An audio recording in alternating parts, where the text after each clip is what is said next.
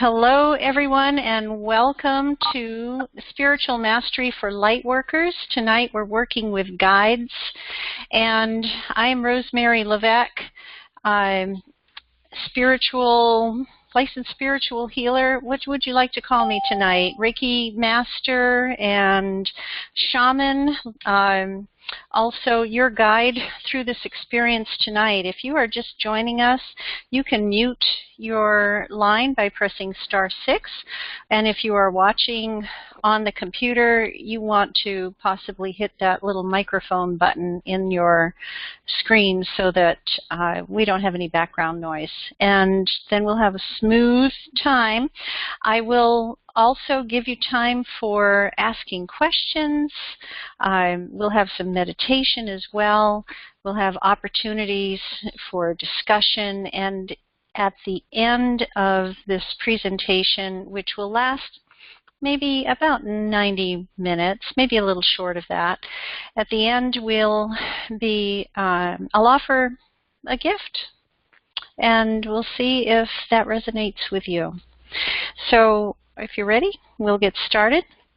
And as participants in this class, we agree to honor time and space for ourselves and other participants, respectful of opinions and states of being. We all are somewhere on the path on our own journeys, and we come from different experiences, backgrounds, and with different skills. And I'm speaking to everyone here for all of those different skills and levels and experiences.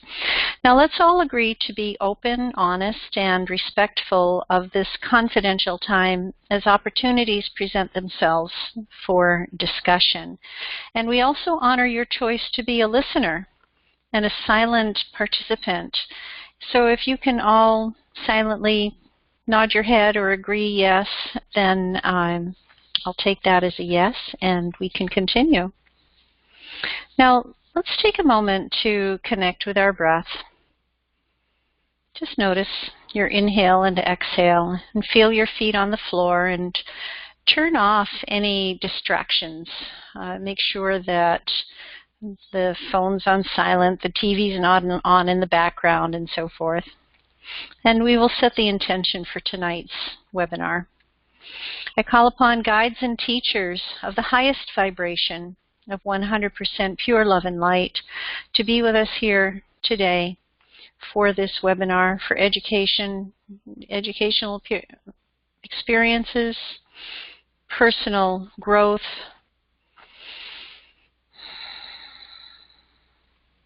and to honor the fact that in all our experiences we have the opportunity to say yes, we have the opportunity to say no, and to heal some aspect of ourselves that we are willing to do. With your guidance and support, we ask that this be so.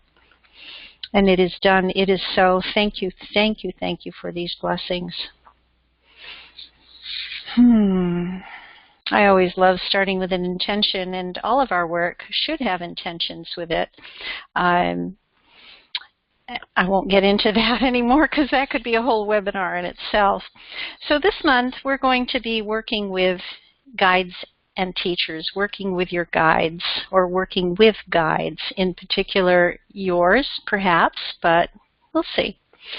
And as I sent out invitations to this webinar, I said not everyone's ready to do the deep work. I was wondering how you felt about that.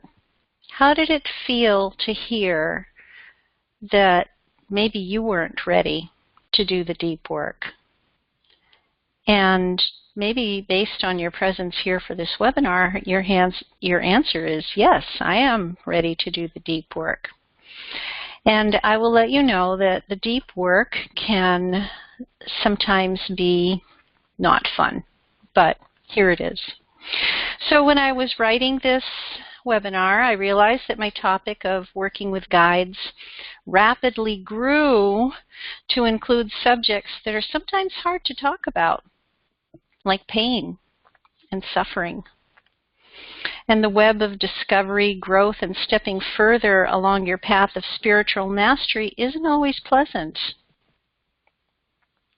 You can't just look it up in a book or flip open an oracle deck of cards to get answers to the tough questions.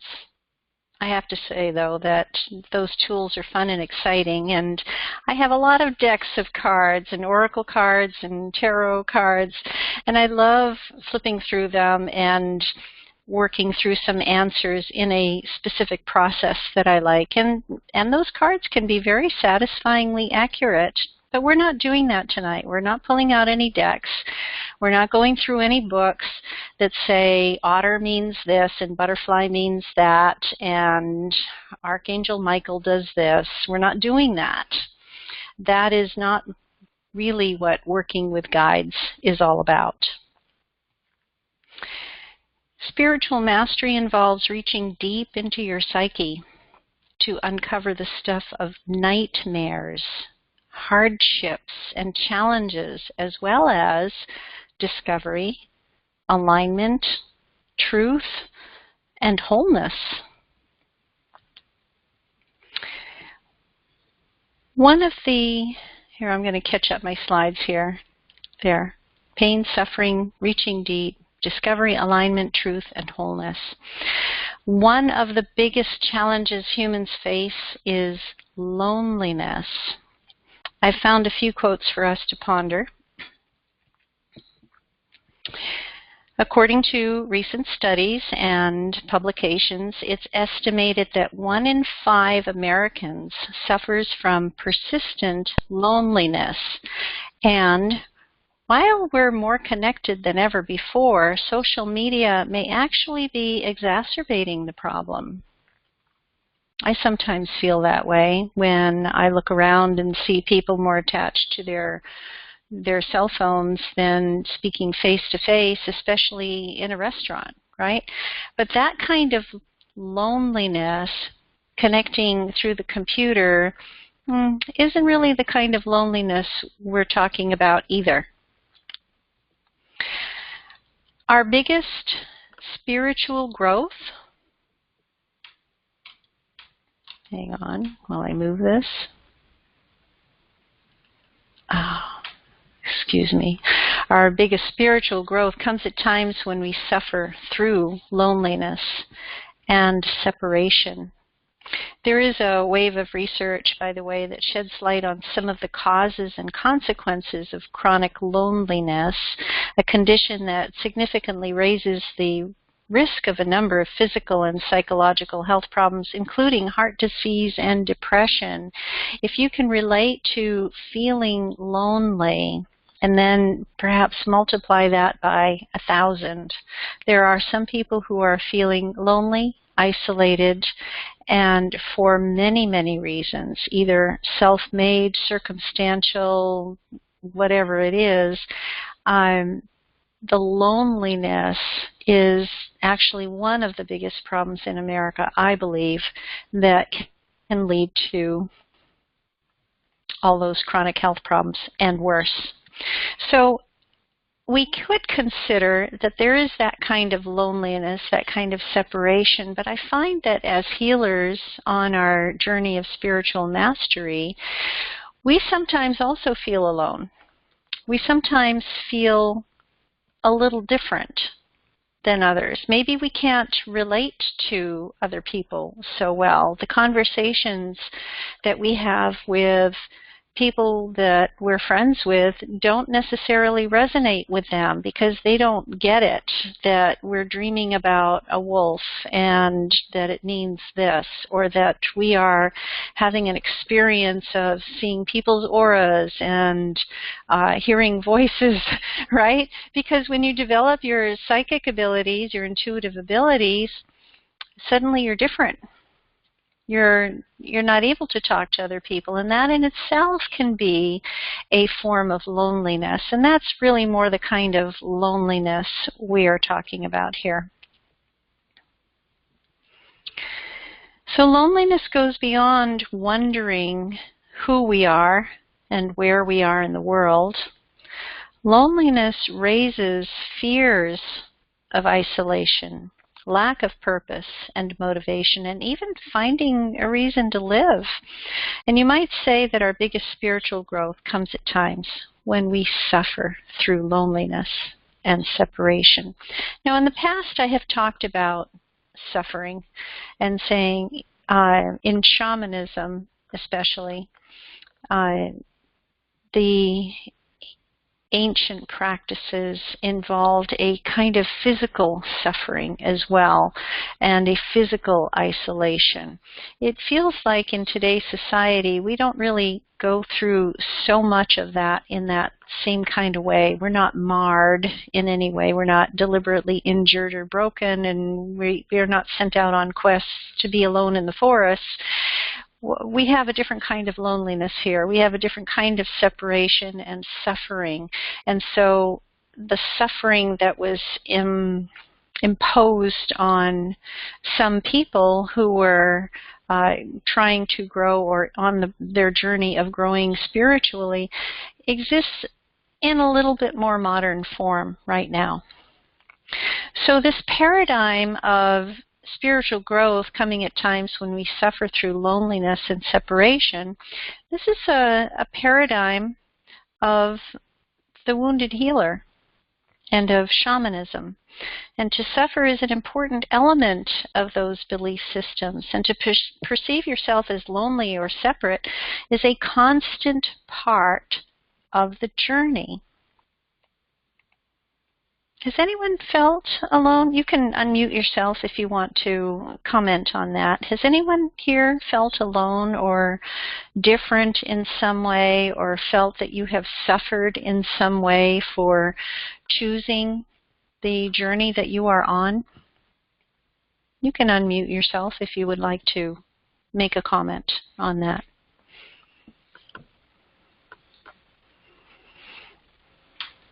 Okay, then let's continue and consider that, or make a note in your journal that you would like to come back and revisit that. Is there somebody who'd like to say something before I move on?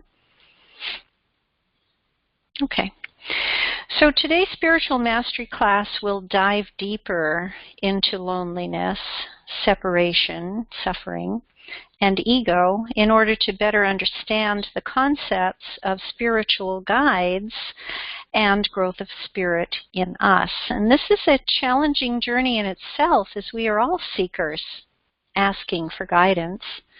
And what stands between asking and receiving? What keeps us from working with our guides? These questions and more will be discussed in today's class. So what does keep us from working with our guides? You know, a lot of what I hear some people say is, who are my guides? They want to know specifically, who are my guides? I hear that a lot, and we'll address that a little bit later. So stay with me. We're going to have an opening exercise now. I want to talk a little bit more first about loneliness and suffering. I know it sounds really depressing right now, but I promise it'll get better. So these are inevitable, loneliness and suffering. And though recalling these times may seem unbearable and perhaps even buried in the subconscious mind, I guarantee they've made an imprint or groove in your records, sort of an energetic signature which you carry with you. As a defense mechanism, your mind and your ego utilize the tools of burying emotional and physical trauma in order to maintain a sense of structure, sanity, and strength.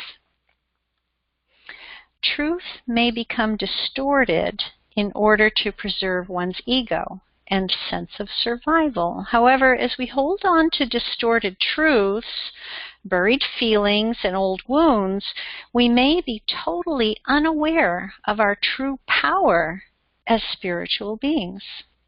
Now, this gives us much to talk about in a future webinar when we talk about karma and the Akashic records. But right now, just hold on to that last little bit there, that message about if you're holding on to the trauma and the pain and the suffering in any form, even if it's buried, even if it's not in your awareness, that keeps you unaware and separate from connecting with your true power as spiritual beings.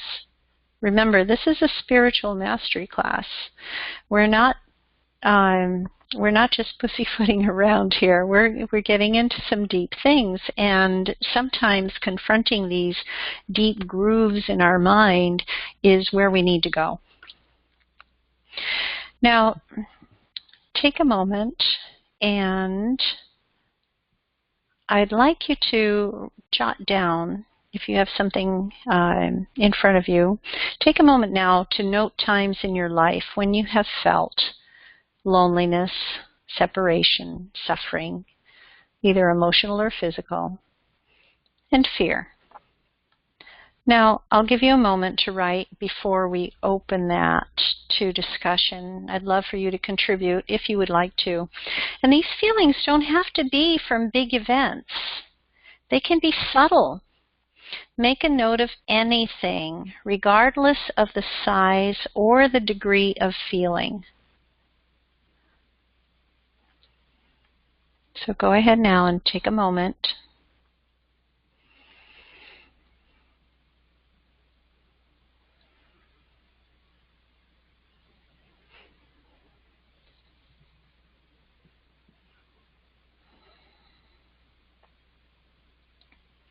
Go ahead and unmute your line if you would like to say anything or contribute anything to the conversation with any times in your life when you have felt loneliness, separation, suffering, either emotional or physical, or fear. I guarantee that when you're sharing these experiences, even though you're speaking for yourself, it may resonate with other people. So share as much or as little as you'd like. I have to say I have recently felt not lonely, just more like a lost feeling, like not really knowing which way to go or who. Mm-hmm. I guess it is a level of loneliness. It is. Lost, yes. Okay. Yeah. Interesting. Recently, huh? Yeah. Mm-hmm. Okay. So I feel like as you become aware of more, as you grow spiritually and you physically become aware of more, it can trigger the fear and then the feeling of loneliness, not knowing who has experienced what you've experienced. Yeah. Exactly. And triggering, one feeling triggering another is very common as well. Thank you. Yeah, triggering fear. Uh-huh. And we don't necessarily know why or where it's coming from.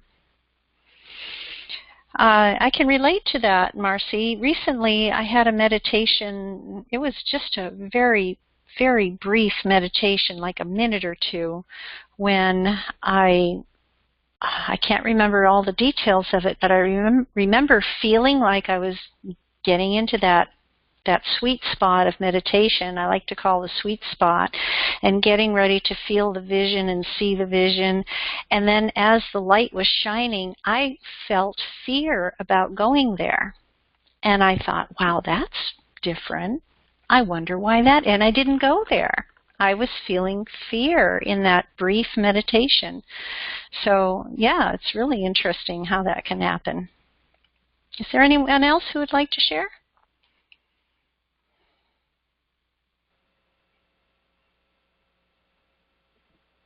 This is Brianna, and Marcy, I've talked a little bit about this, of I'm kind of in a place right now where, and this seems to come up a lot for me, like people who are friends, but now we don't connect really anymore. And, in fact, I was having a conversation with someone today, and they're still my friend, but it's a very different. Yep. And so I'm sitting there, and actually my heart started racing because I'm just like, this is a little bit scary because I can't connect with this person anymore. Right. You're growing. Mm-hmm. And, feeling like, does this person sense this? Do they know that we're not connected on a same, the same anymore? Mm-hmm. If that makes sense. Oh, it makes total sense. And yeah. It was really interesting sitting in my office and talking with a person and my heart racing, and I was just like, why is my heart racing? Why is this like a scary thing? Why is this fearful right now? Interesting. Okay. And so I wanted to get away from it. Exactly, because it was a fear, right? So what else has brought your heart racing like that, if I may ask? What else could bring your heart racing? Excitement. Mm-hmm. Sure, excitement, right? Yeah. Uh-huh.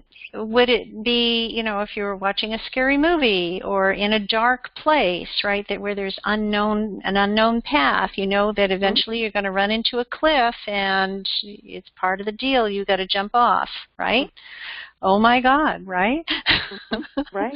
Your heart would be racing. Well, maybe you're in that dark place and you're getting ready to jump off a cliff and you're not knowing if you're going to go down or up, right?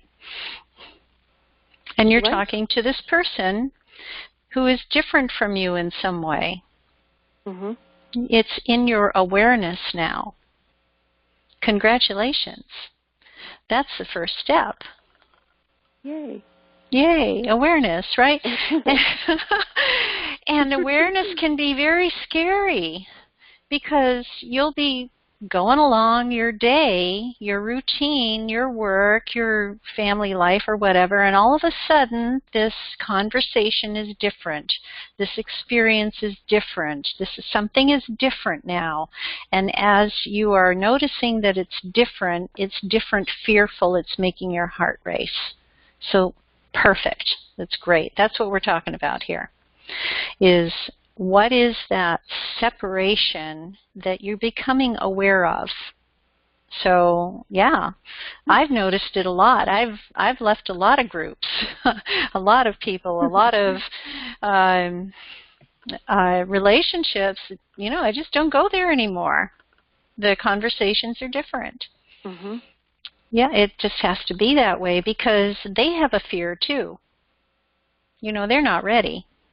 They're not awakening. They're not ready for any kind of spiritual mastery outside of their structure of what they've been living their whole lives because that's served them.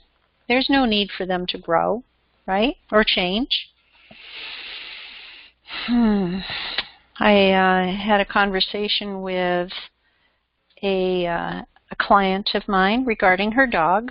The dog with cancer, and she said, I'm quickly becoming an expert. I said, unfortunately, yes. That's the way it is, right? Mm-hmm. You become an expert in some kind of modality because of trauma, because there's a need, because you care, because you love, and you learn it, and you do it because you see that it's going to be part of your path now. So that was interesting. And fortunately, I said fortunately, not unfortunately, she is taking this head on and learning everything as much as possible, as fast as possible. And that's kind of what we have to do when we are ready to step onto this path and say, okay, I am going to face whatever that is coming up as fear and deal with it.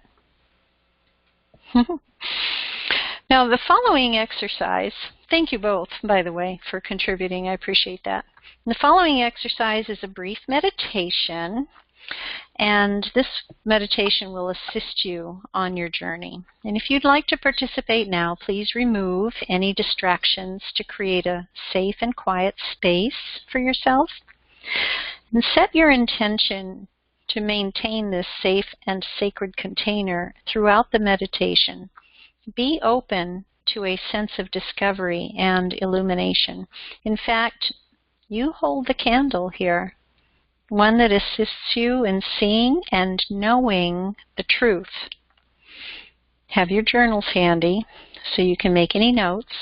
And during this meditation exercise, we'll take 2 pauses. The first one will be shorter and help you connect to the initial experience of the feeling of relaxation and letting go. And the second one will be longer, about a minute or so, and will be the digging deeper part of your journey. And after the second pause, you'll have an opportunity to make notes in your journal. And throughout the entire journey, you'll not be asked to recall any pain or re-experience any suffering.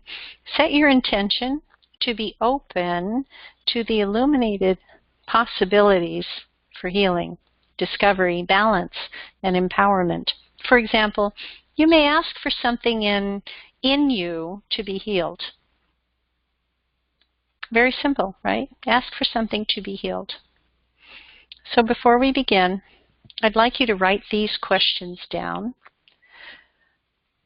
And these will be the prompts for you after you come out of your meditation.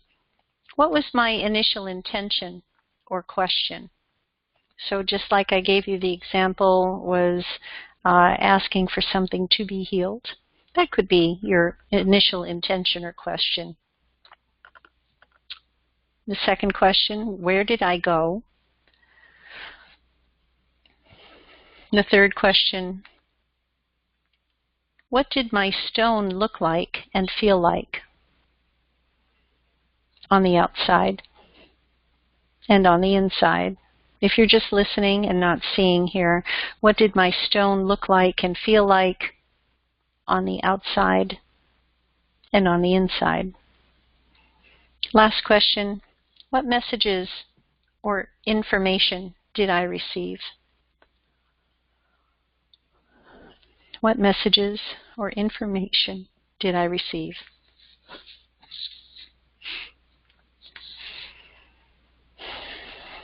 So once you have those written, let's take a moment now to breathe deeply. Become aware of your breath as you feel tension in your neck and shoulders melt away.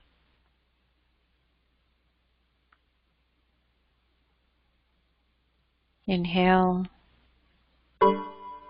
and exhale.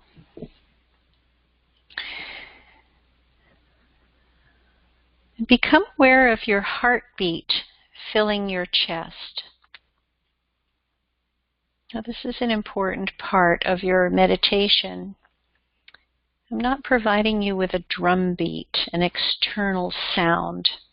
I'm asking you to connect to your heartbeat, which will be your drum beat.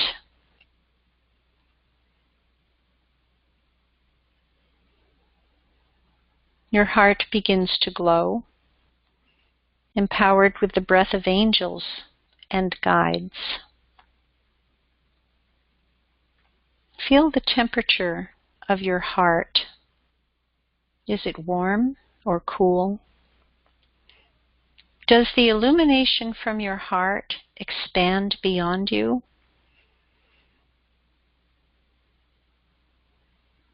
Continue to feel the heartbeat. Imagine a distant drumbeat sounding in unison with your heart.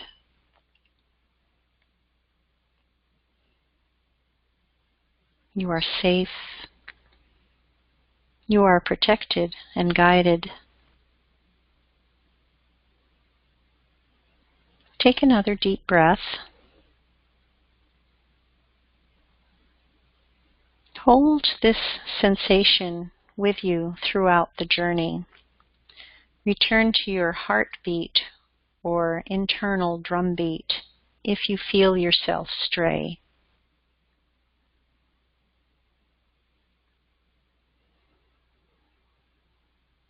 Good. Now find yourself in a safe and beautiful space outside, one familiar to you or of your own creation. Notice the sights, sounds, and smells in your environment. Acknowledge them and offer gratitude for the peace they bring you on this journey. Notice that your heartbeat and breath are also in your awareness, supporting you on this journey.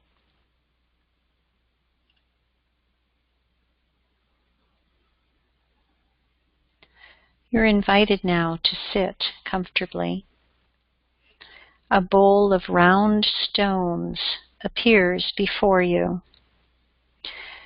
They all appear to be similar in color and texture, but they vary in weight and size. And as you notice their qualities, as well as the qualities of the bowl, you're drawn to one in particular.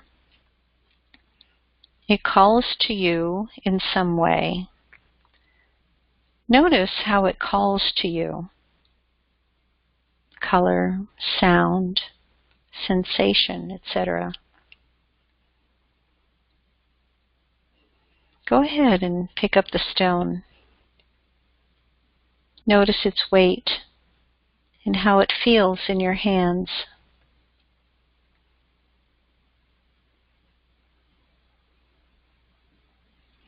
Wrap the stone in a soft cloth.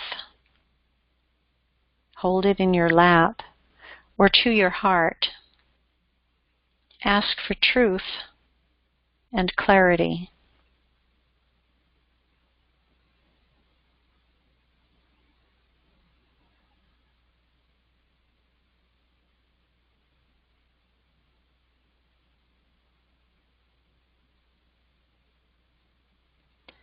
And as you hold the stone in the soft cloth, feel your hands begin to polish and wipe the stone. Notice that the outer layer of your stone has been released to reveal the inside. What color is your stone? How does it look and feel? What truths does your stone reveal to you? I'll pause now while you experience this moment with your stone, and you'll have time to make notes afterward.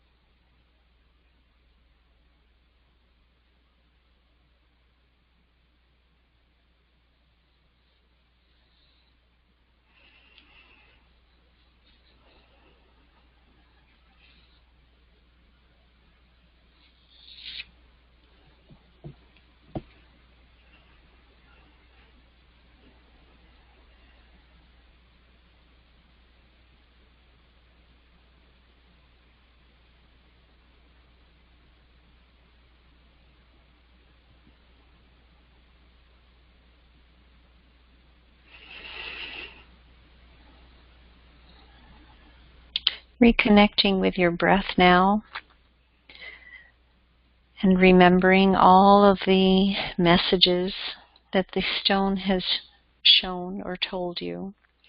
Place your stone either back in the bowl or find a new place for it to reside. It could be anywhere. Offer gratitude for the experience. Return now to your awareness of your breath and heartbeat, holding the rhythm and anchor for your journey. Breathe deeply and arise from your space.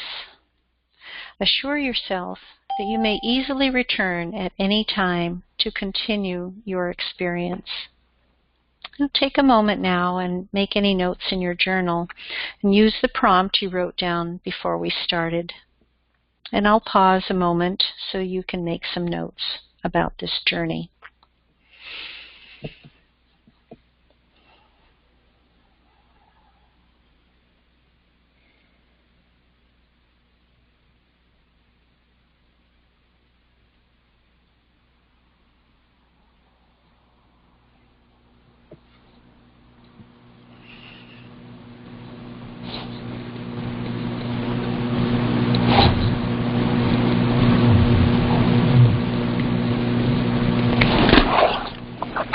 Okay, I'm hearing some background noise. If you can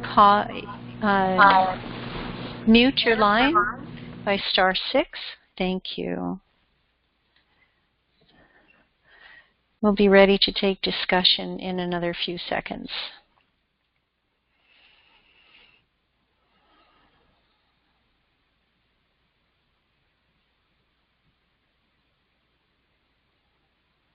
Okay, wonderful. So would anybody like to share anything about that experience? You can choose from any of the questions. You don't have to go in order at all. Just share something about your experience with that meditation of release, the drumbeat or the heartbeat, or your stone, perhaps, and any messages you received. What would you like to share? I can share. Okay. It was soothing, first of all. But my stone, it's funny because I wanted a really fancy stone, but I got fluorite, which is a wonderful stone. Really dark green. It was like a seafoam dark green. There was a mixture into it. And when I peeled off the outside layer, it was crystal clear, like just crystals inside. Clear, not even groovy crystal, but just clear crystal. And it had a very simple message, and the answer is always crystal clear when you're listening to your heart, like the heart guidance. And I realized I haven't listened to my heart for so long. That's like the part that triggers the fear. Right. Exactly. Fear comes from the intellect. It comes from the brain. That's the ego part of it all. Remember, if you've joined us in past webinars, especially when we were talking about working from the heart and the intelligence of the heart is very intelligent. It's actually smarter than the brain. But the brain comes up with the fear. You know, the tiger's hiding in the bush.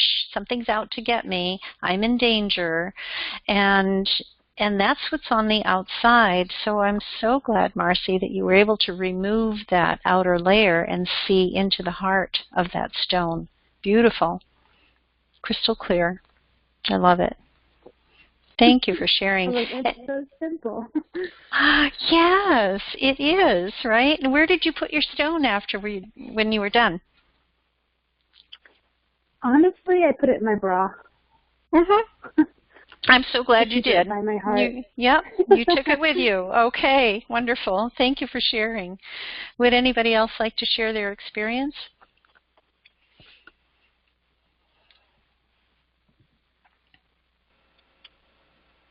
Well, I will, because Marcy shared about her stone, because I like stones too. So my stone was, when I peeled it back, was a geode inside. Mm. And when you shine the light, it just sparkled. Mm-hmm. That's beautiful. And my message was, open up and show what sparkles inside you. Ah, interesting, especially based on what we were talking about a few minutes ago, right? Yeah. Mm-hmm. Because when you were having a conversation with that person, your heart was beating fast. That's a sign of fear, right? Mm-hmm. And separation of some kind, and being in your head and going through all those thoughts and sparkling on the inside. Once you show how luminous you are, then you will be attracting the people who want your luminosity, right? Mm-hmm. You'll never be alone, really, because it's your responsibility to shine your light. Yes? Yes. Oh, good. I'm so glad. That meditation is a very good meditation to consider, or something similar to it, if you are trying to see the truth. That's why we did that meditation, is to see the truth. Because the truth is usually hidden. We have to dig deep for truth, right? And is fear really true? Is fear truth? Is loneliness truth? Is suffering truth? Is pain truth? Are all of those things truth? And actually, no, they're not. All of those things are trying to get our attention so that we can dig deep and go beyond all of that outer layer. We can go into the inside and see the truth, because that's where truth is. Truth is in the heart, like Marcy found, right? Mm-hmm. Yeah, that's where the truth is. But sometimes we have to go jump off that cliff. We have to go do the thing that we don't really want to do to get beyond it. We have to work at scrubbing off the outer layer and find that it's really not so much work to do that. We just intend for that to be, and that is so. And so we can get beyond the pain, we can get beyond the loneliness and the suffering to do the deep work.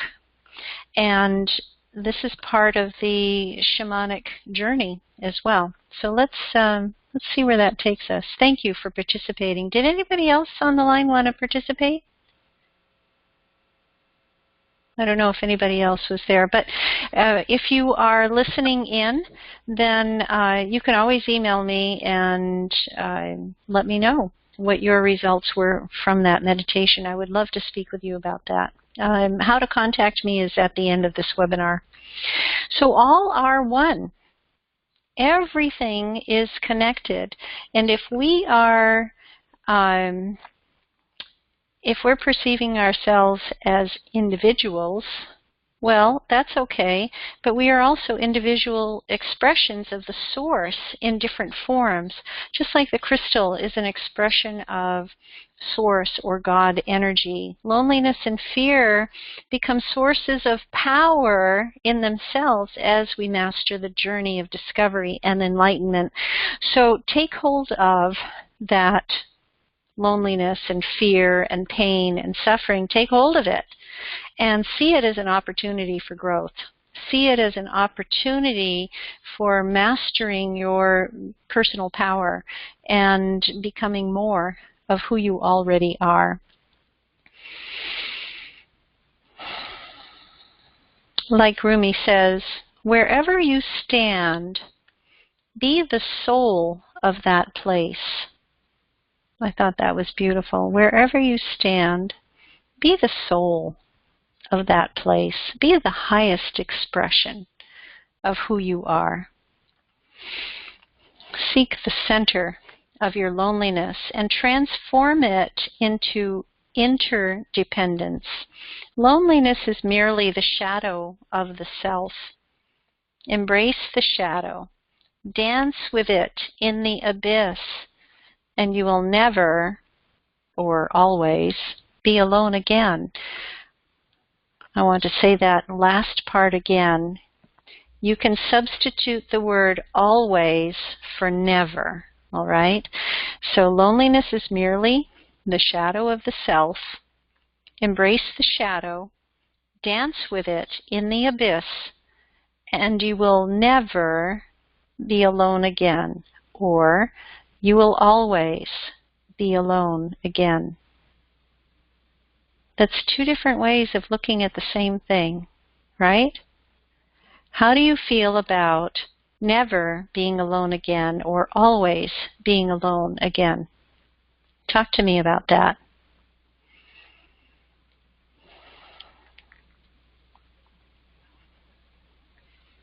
Loneliness is something people fear, right? But loneliness is the shadow side of self. So if you say in a despondent way, I will always be alone, that's how you feel about it, right? But if you take loneliness as an opportunity to find your personal power, you can dance with that shadow in the abyss, and you will never be alone again. Or maybe you will always be. So this is a little bit of a conundrum.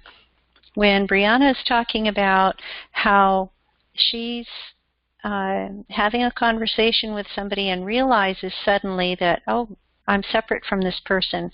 I am alone now. I have fear around this. My heart is beating. And then she discovers, oh, but if I just go into my heart, I can see how beautiful the truth really is, that I'm on the right path, that I have clarity, that I have everything I need to be who I am.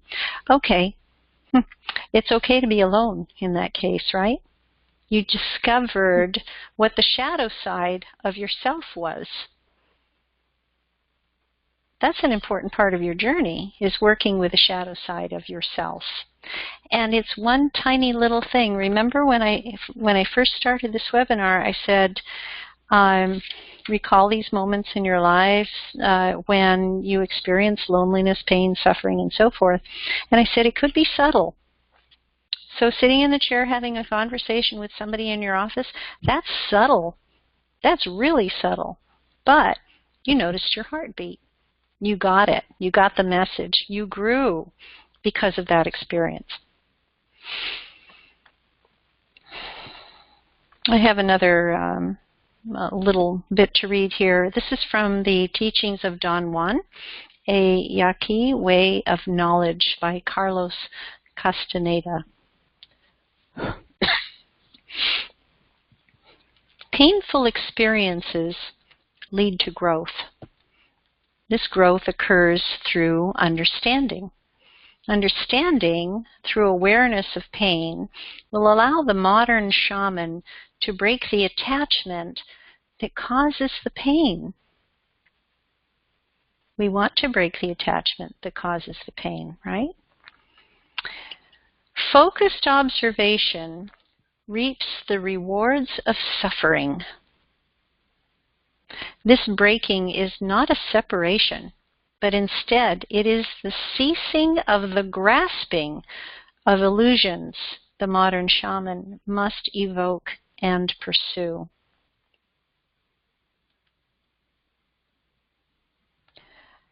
In that little piece there, would you ever think there was a reward from suffering? But if you are focused in your observation skills, you will know that this is not a separation, but instead it is the ceasing of the grasping of illusions. Pain is an illusion. Loneliness is an illusion. Suffering is an illusion that we all hold on to. And the truth is that we're all connected, right? But we have to deal with the illusions.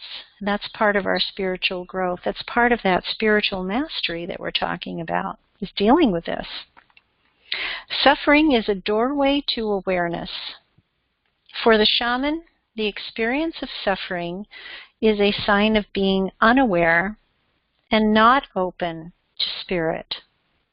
So when the heart's beating fast, when you're in fear, when you're alone and separate, when you're in pain, when you're experiencing that, it just means that you're not aware and not open to spirit. You're feeling separate. You're feeling disconnected. And the disconnection's an illusion.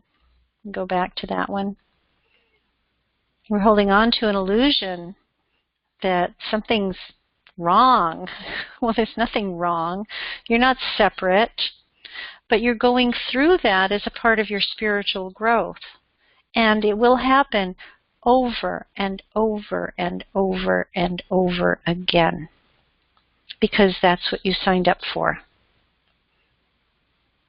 How do you feel about that? That's what you signed up for. You're going to go through suffering and pain. You're going to heal it all the time. You're going to go through these experiences for yourself and for others. And you will go into the abyss and you will dance with the shadow. How do you feel about those words?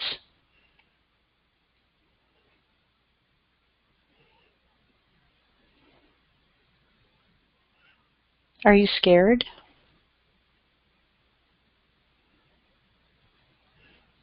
Are you not sure?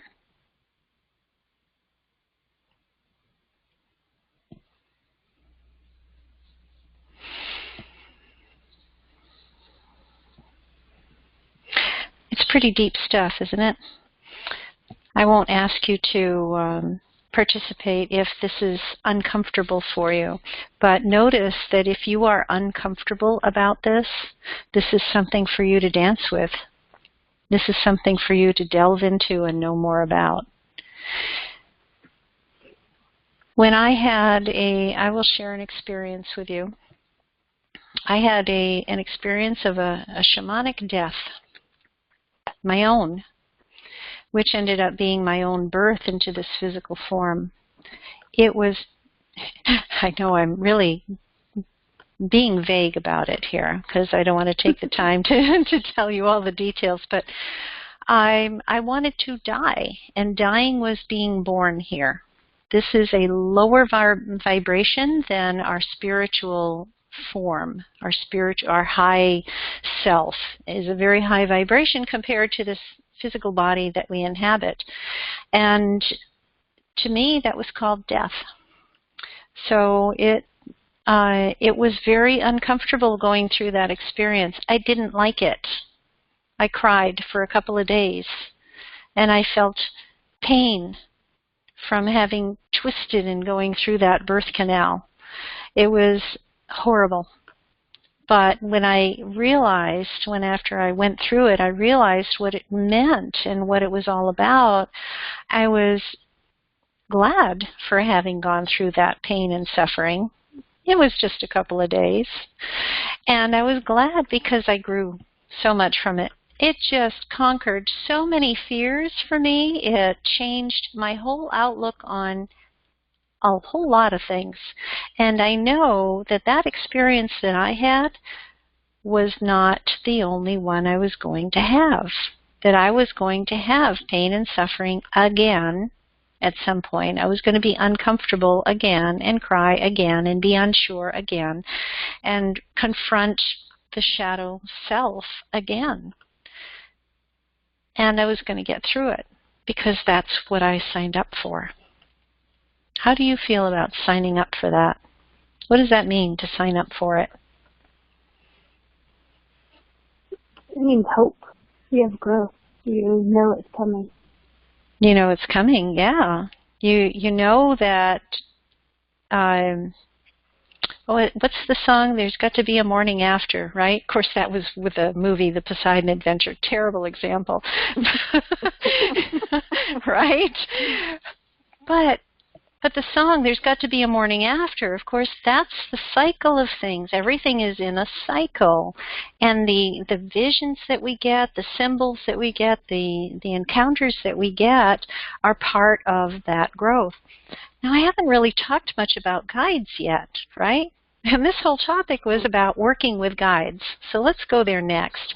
This is why all of this suffering, this pain, this going into the abyss, this is why we want some guides with us. We want guides and teachers. Yes? Yes. I want them. All right. Yes. So it's about connecting and about removal. So before we delve into guides and teachers, I'd like to ask you who I'd like to ask who you feel guides and teachers are in general. So just make a quick list. If you've got your writing utensils there, make a quick list now of guides and teachers. Who are the ones you can call upon? Whether or not you've experienced, you don't have to say who your guides and teachers are or who they've been. Just who are they? Who are guides and teachers? And you can unmute yourself. You can give me some examples. Who are some guides and teachers that you've had or that you haven't had but you know of? Could Kuan Yin be? Go ahead. Yeah. To me personally, they're any benevolent beings. They could be ancestral guides, they could be nature guides, archangel guides, anybody who is benevolent and wants your greatest and highest good. Right, and that's the key right there, right? Benevolent. We want the good ones. We don't want any. Ones that died. We want the ones who are going to, have our best interests at heart, who are going to, the ancestors, the angels and saints. Just like when I called in at the beginning of 100% pure love and light, we want them to be as close to God or God as much as possible, right? Because that's where we're going. So we want guides to show us the way there. Yes? Yeah. So it's like the lighthouse. We want to have a lighthouse for our guide. We want to have an archangel or a fluorite in our pocket perhaps to remind us that they're really crystal inside. So we want guides like that. Okay. So while you're thinking about your guides and teachers, I want to express this here. So many people want specific answers, like, who are my guides and teachers? I get that question a lot, right? Who are my guides and teachers? And they want to know a name even. And very often I can do that. I know who they are, especially if we're in the middle of a session and some information comes through. But when you ask these questions, you're really coming from a point of ego. That the guides and teachers with whom you work are exclusive and unique to you in some way. Right? Oh, my old shaman guide, I'm just making something up, right? I don't necessarily know I have one of those, but I might. But if I'm looking for, okay, who's my guide? Who am I working with? I'm closing off the opportunity to work with someone else who might show up in my life that I haven't realized is a guide for me yet. And though you may have a relationship working with a certain ancestor, right, former family, you may not even know them from this lifetime, but they could be one of your guides. And they, in turn, bring with them all their lifetimes, their experiences, and their connections. So benevolent, yes, we want that. So I would like to share with you a few guides with whom I've had experiences, and make a note of any guides as I'm talking. If something I'm saying is reminding you of your own personal experience, make a note, okay? So here are a few guides I have worked with. Butterfly. Butterfly came to me often in my life in physical form, real butterflies, and then as images that I saw frequently, like stickers or, on glasses, and I've gotten butterflies on placemats even. And so I frequently saw them, and they were letting me know of upcoming change and growth. Frog slept by my bedside as a carved banded onyx, and woke me up with an explanation of fertility and abundance. I was not happy about that. I didn't like being awakened by frog to tell me those things. Black Wolf appeared in my dreams and taught me to surrender to my fears, since Wolf protected me. I thought I was going to get attacked, and when in fact Wolf jumped right over me to get to my back. He was protecting my back. Yahweh, and YHWH is also the expression of the word Yahweh, because the Hebrew didn't have the vowels to express that. That's God. That's Jesus. That's the unutterable. It was spoken to me through my dog. She told me before a client called to make an appointment later that day, and then he showed up during the session. Mother Mary comes to me through roses. Sometimes I smell roses when none are around to smell. And remember Mother Mary. Golden Eagle often comes through during sessions when soul fragments are released. Crystal guides speak to me through knowing as I choose which crystals to use during a session, or which ones I want to wear.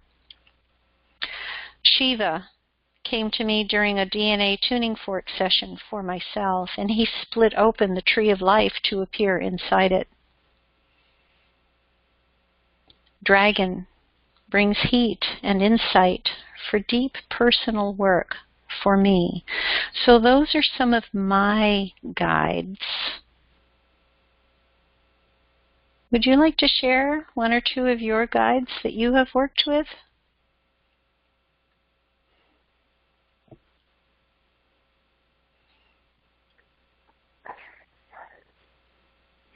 I'd have to say horse energy. Horses are a guide for me. No kidding, I would Definitely. say. Yes. Right? No kidding. Yes. Tell me more about that. I do. Oh, gosh. Horses as guides. Mm-hmm. How to relate to the world, how to interact energetically as a child. When you felt odd from early on, they were very good for that. Mm-hmm. Wonderful. Yeah. Wonderful. So they work with you. They're in physical form and spiritual form, Marcy? Yes, both. Nice. I love it. Nice. I do have an odd question about guides. Yes. Can numbers be guides? Yes. They can be messages. But Okay. yes. They, a written number is a physical expression of an energy, right? Mm-hmm. So just like a crystal is a physical expression or a vessel for a spiritual form. So yes, a number can be a guide, but very often if you study numerology, the numbers mean something. And numbers are also tones. They're also sound. Yeah. Okay. Mm-hmm. Good question. Anybody else want to share any guides? This will be a big surprise, birds. We're already doing the work, right? We're already on that path. So yes. Anyone in particular? Barn owl. Barn owl. Tell me about that.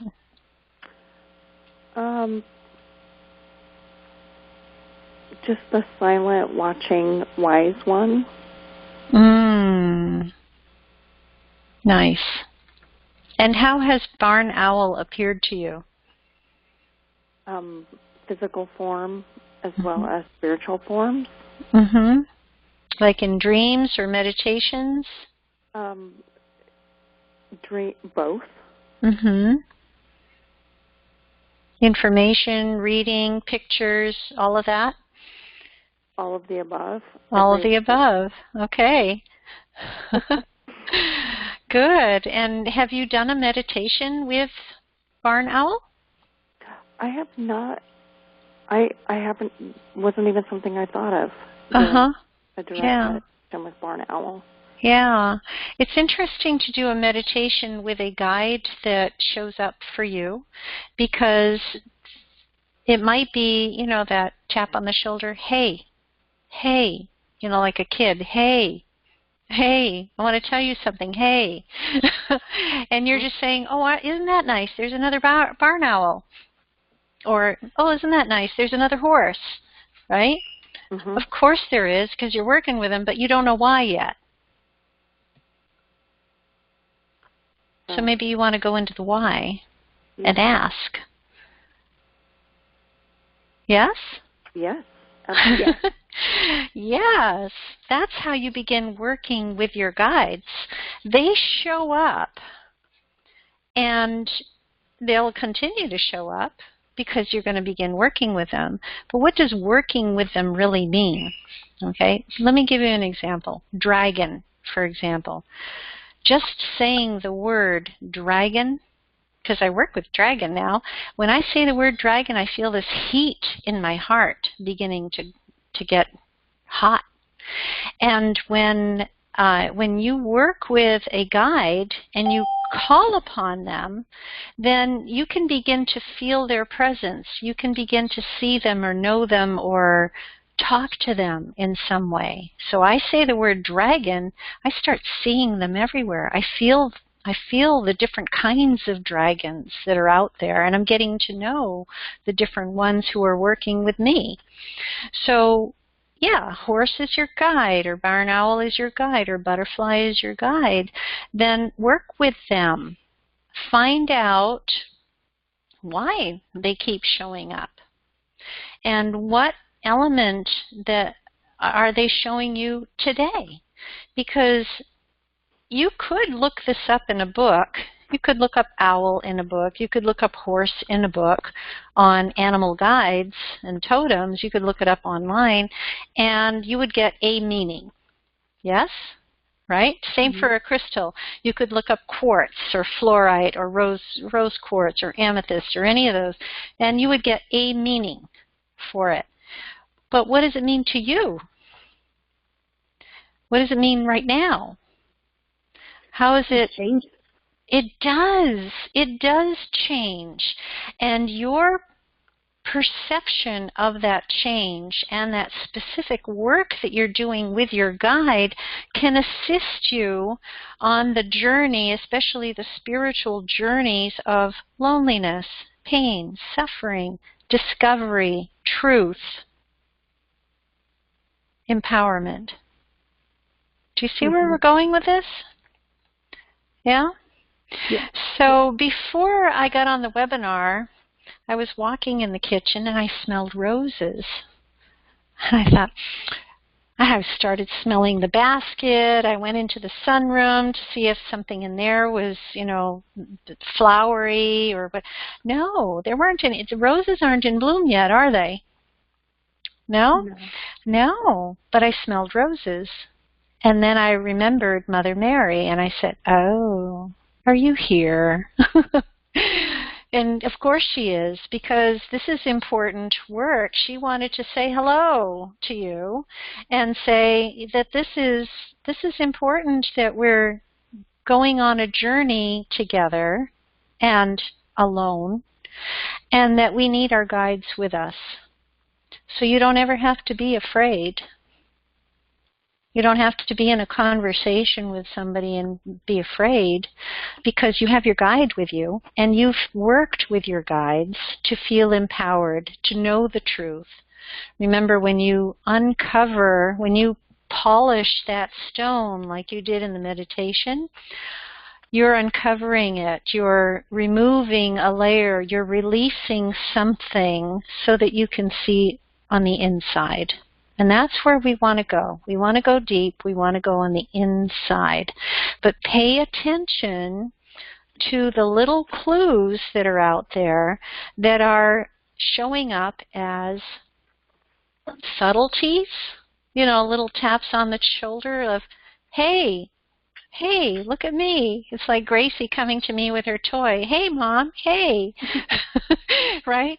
And the message there is, she's one of my guides, of course, right now here in physical form in the same lifetime as me, because she's saying, let's go have some fun. It's not all work, Mom. Let's go have some fun. Let's go play. So yes, I shut my computer and I go roll on the floor with her and steal her toy like she wants me to do. That's part of her being a guide for me. That's part of her showing up in my sessions when I'm working on somebody and she's asleep under the table snoring while I'm working with tuning forks on somebody. She does that because that's what she's supposed to be here doing with me. So pay attention to who is showing up. I guarantee that if you have picked one or two that you're very aware of, that you could go deeper with that one and meditate with that one and find out what the hey is all about.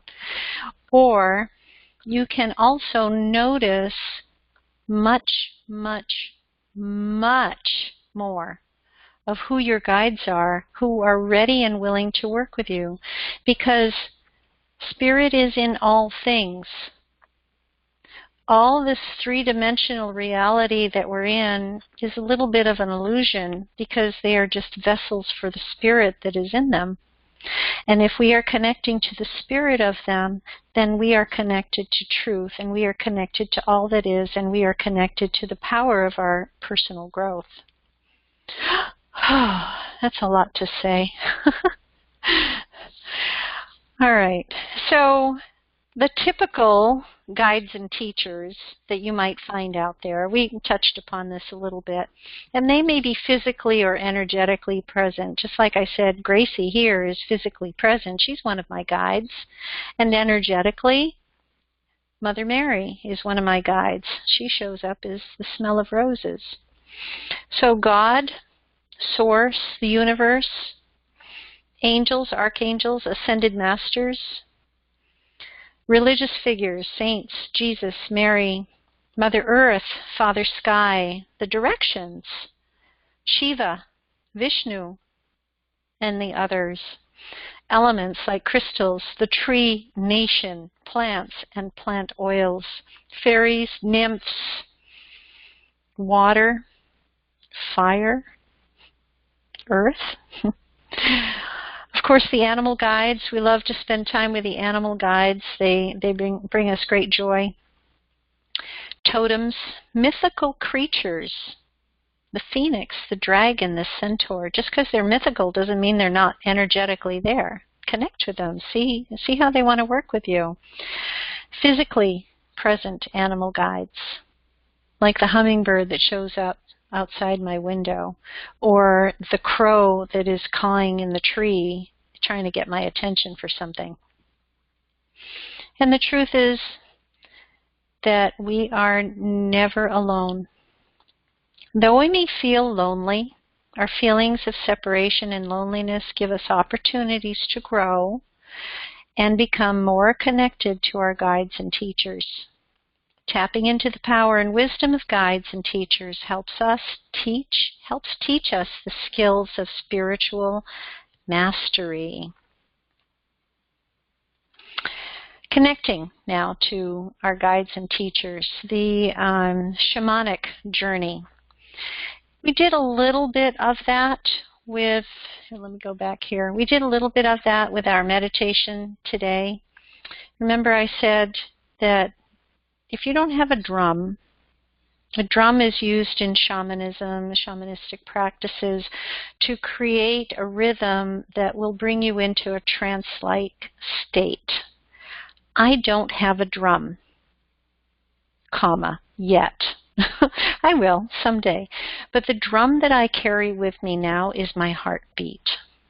I am always aware of my heartbeat. In the quiet moments, I am aware of my heartbeat.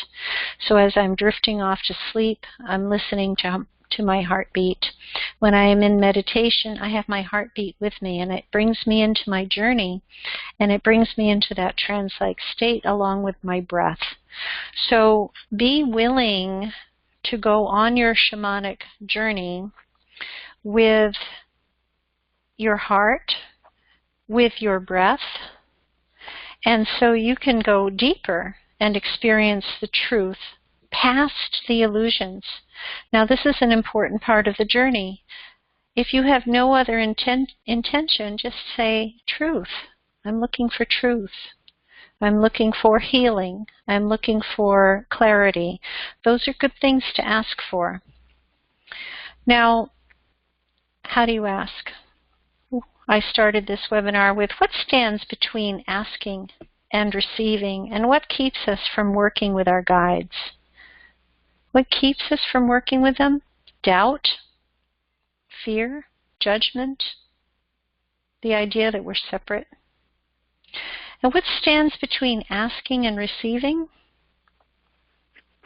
Well, let's see. How do you ask? You can call upon your guides. You can ask for help and guidance. If you're working with horse or barn owl or butterfly or dragon, call upon them. Get to know them and how they feel and how they sound and how they smell and how they look. Get to know them. Recognize your guides in everyday life. They're there. They're saying, hey.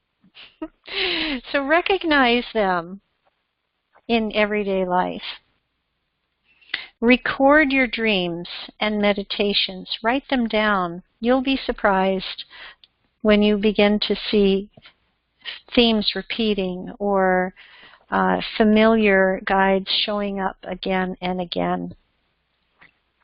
And choose guides. And it's not just the ones who show up just because you need them, but they're going to show up because you choose them. Choose guides you specifically want to work with.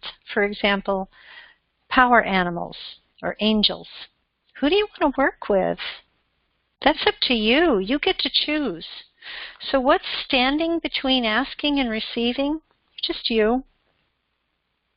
You have to ask, and you have to be open to receiving. And being open to receiving means being aware, noticing. Noticing how things smell, even if they're not there. Noticing how things feel, even though they're not in physical form. You can feel their energy, perhaps. Noticing how things look.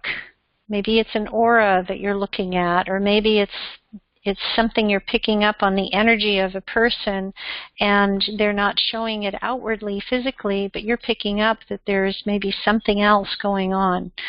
Be open to your sensitivity and ask your guides for help. If you want to be more sensitive in a controlled way, boy, let's pick an animal.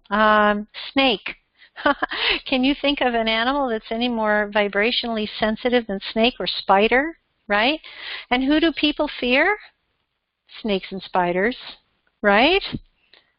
They don't want to be involved with snakes and spiders. I love snakes and spiders because I know what their talents and gifts are. I know how they can guide me. And it's not just something, like I said, it's not in a book, it's not on a card. I know them. They show up, I talk to them, and they teach me things that are valuable for my personal growth and for helping others to receive healing. Now, what could happen if you do this? What could happen if you call upon your guides and you recognize your guides, you begin working with them, recording them in your dreams, and you choose them, and you begin working with your guides that way? What could happen? Well, you could have a deeper understanding or knowing. You could overcome fear.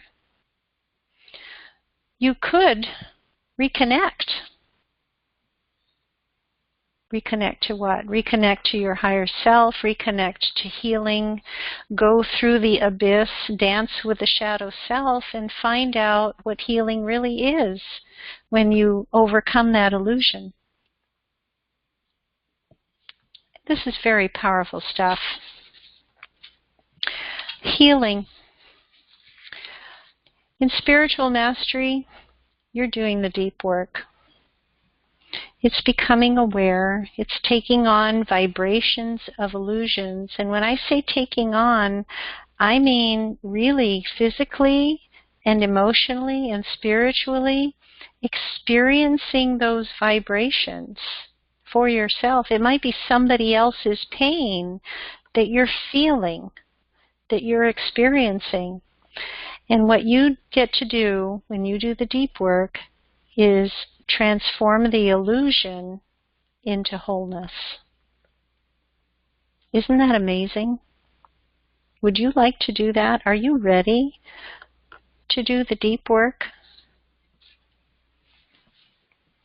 You don't have to answer that out loud. That's something that only you can answer. But I would love to invite you at the end of this webinar. You'll see my invitation. Harness your wind horse. I hear Marcy's ears perking up. What do you mean, harness your wind horse? Right? It's a new page on my website. It used to be the sensory intuition page. It is growing. It is transforming into harness your wind horse. Wind horse is psychic, spiritual development. It is doing the work that shamans do, and I will be teaching that in the Harness Your Wind Horse registry. It will be a series of classes. I don't know how it's going to look yet. I'm writing them, and I have a bunch of them written already, but they will be interactive. They will be online as well. If you are interested in that, you would like to perhaps go to this page, secondnaturehealing.com/sensory-intuition.html. And that's where you would register. And you would be the first to know more about the Harness Your Wind Horse program if you did that. It is part of, let me go back there, it is part of the Spiritual Mastery Internship that I will be offering starting in September. It is a 9-month-long program. Again, I don't have all the details yet, but I'm bringing it out because it wants to be born. It wants to be told that it is out there. Brianna, can you see how many bird examples I have in here in this picture?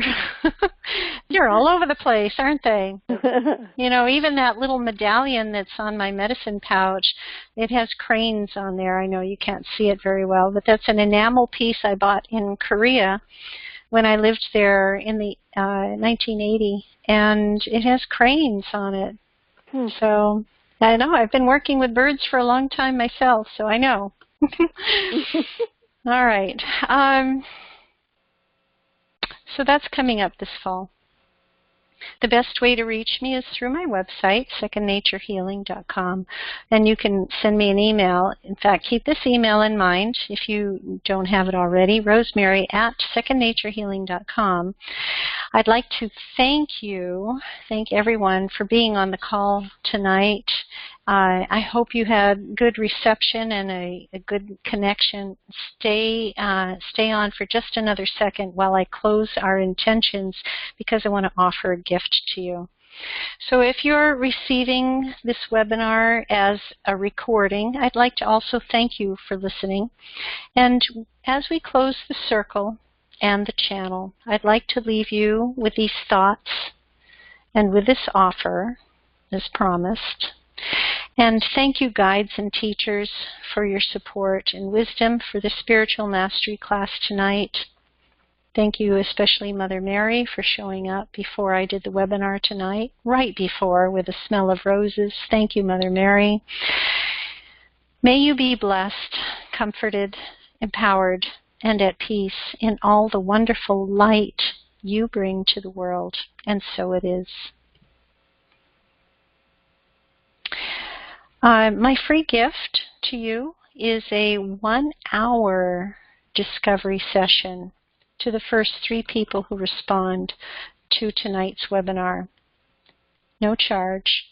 On my website, I offer a half-an-hour discovery session at no charge. I would like to offer you a 1-hour discovery session. So if you email me right away, I will get you on the list and we'll find time to talk for that. All right, so I will be sending out a link for this recording. If you're on my list through my website and that that link for the recording will be in your inbox as soon as possible.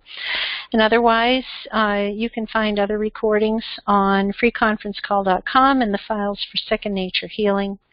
I look forward to hearing from you. Thank you so much, everybody. Thank you for being here.